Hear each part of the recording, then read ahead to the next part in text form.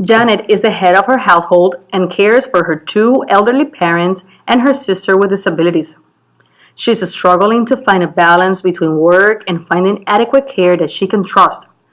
Community first choice options give people such as Janet the opportunity to put the resources in their hand and choose the best option for activities of daily living, assistance for their loved ones without having to worry about inadequate care.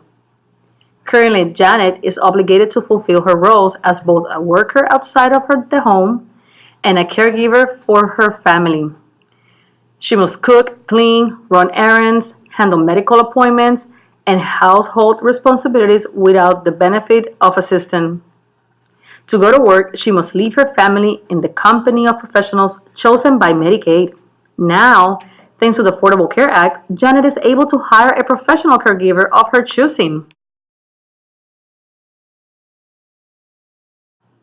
Section 2401 of the Affordable Care Act established a new state option to provide home and community-based attendant services and support for people who need them due to a disability or illness.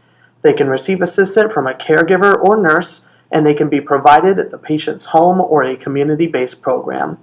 Section 2401, entitled Community First Choice Options, added a new section, 1925K, of the Social Security Act, under which states can provide services and support for eligible individuals who do not exceed 150% of the national poverty level.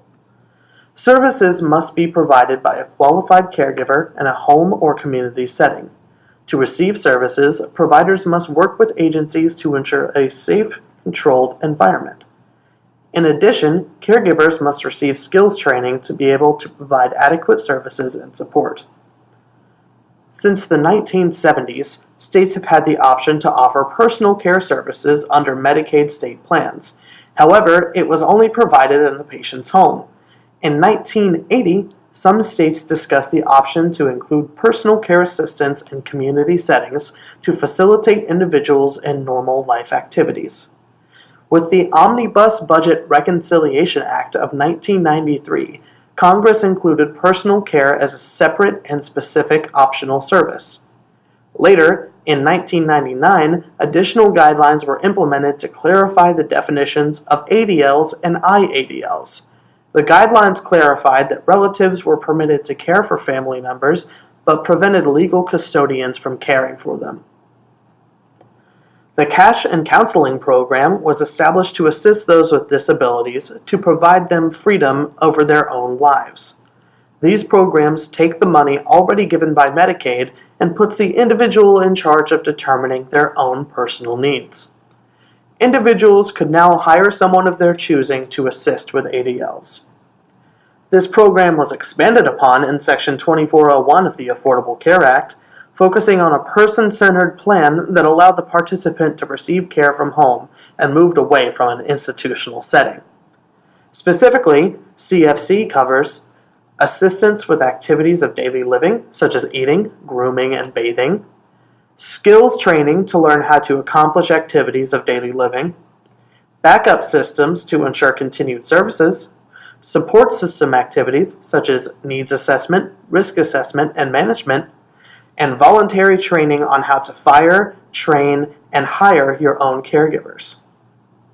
In addition, some states may also opt to cover costs associated with moving from an institution to a home or community-based setting, such as a deposit on an apartment, first month's rent, basic kitchen supplies, bedding, and other necessities, as well as costs for a need in an individual service plan that will increase independence.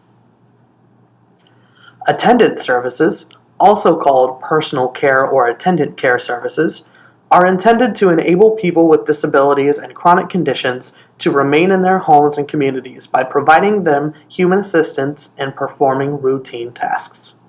These tasks include ADLs such as eating, toileting, rooming, dressing, and bathing, IEDLs such as meal planning and preparation, managing finances, light housework, and community integration.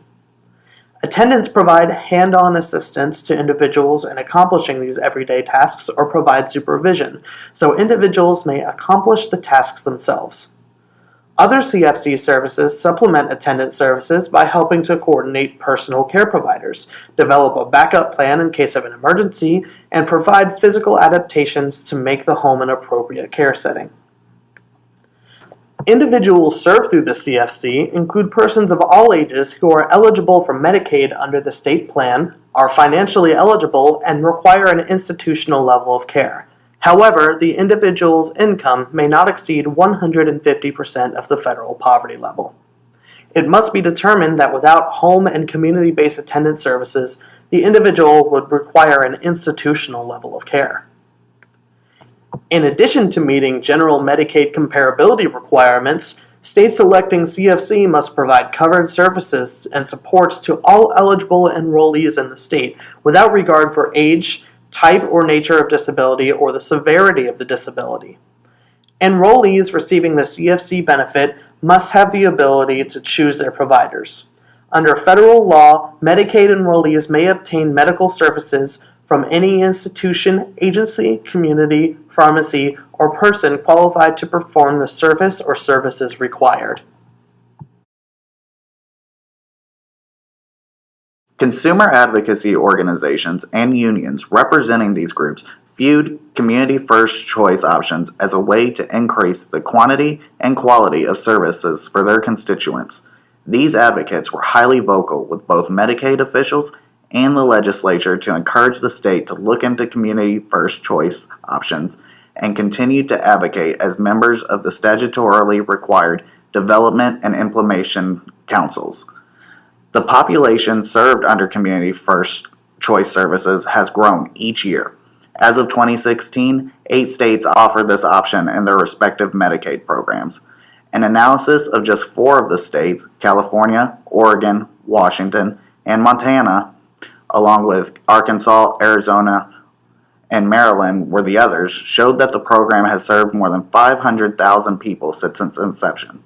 States that offer community first choice options must offer the program to all populations, and the analysis found that 40% of community first choice option enrollees were adults 65 years and older, and that 55% were people with disabilities under the age of 65.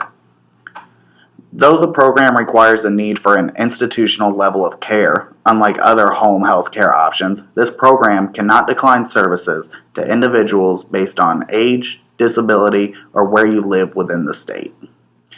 Because of the community first choice option, people like Janet are now able to rely on a home care professional of her choosing that is provided by her Medicaid without having to worry about having to place her parents into a nursing home.